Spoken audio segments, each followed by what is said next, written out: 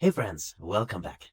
Now let's explore another problem which arises when we have several Excel files we want to combine together in a folder.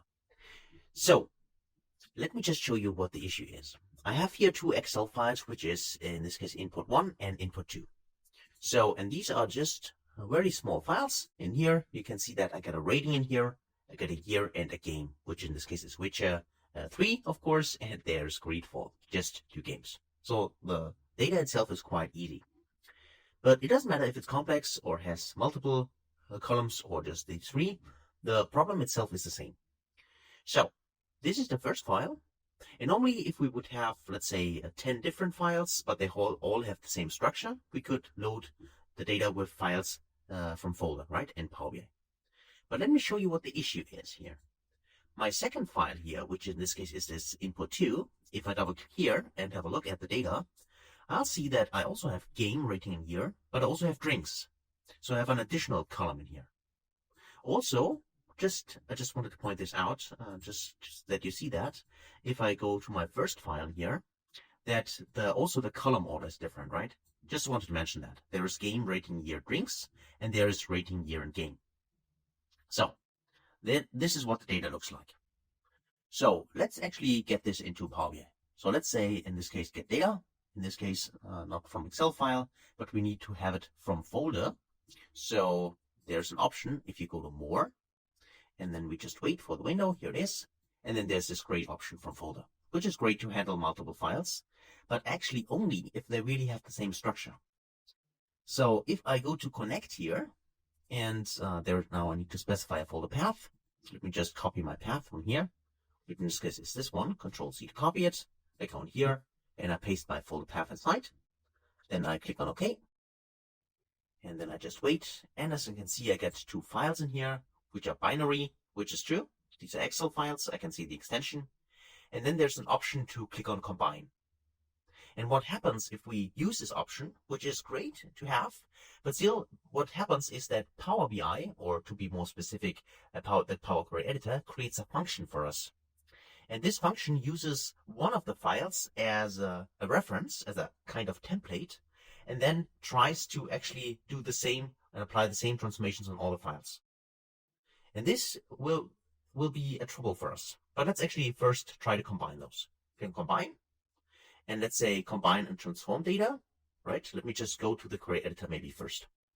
In here. So now we have, in this case, the option, combine a file. We have the first files. This is table 1. And you can already see I need to specify a sample here. So I can now choose, in this case, what I want for my sample. But let's say here it's input number 1, which is the first file currently. And if I do that and select the table, I can see I get my rating, I get my year and my game. But remember, the second file also had an additional column, which is drinks, which is not part of the first file. And the file we choose here as a sample file will be the file which Power BI uses to create the function. That means if I click on OK now, click on OK, and then we just wait, there's our window editor. So let me just actually show this to you. Currently it's in the background probably. So I go in here, there we go. And we see that here we got our input, which in this case from file number 1, from file number 2, and we got the columns rating, year, and game. So what I'd like to mention here is, remember that the order of the columns was different, but still Power BI is here able to pick up the right order of the columns depending on the name we had. So even though the rating was maybe on a different column in the second sheet, we still have them now here mapped correctly together. So that's fine. But what about the drinks column? Remember, in the second file here, I had one additional column, which is drinks.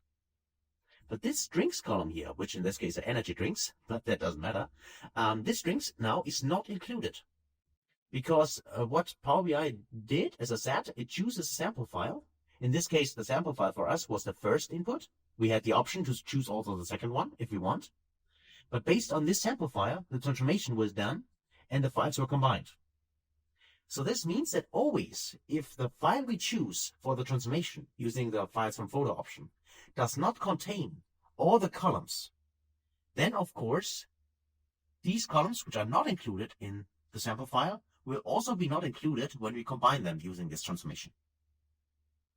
Now, in our case, of course, we could argue and say, well, we have the second file and this contains strings, so we could have chosen the second file, which is true, you're right.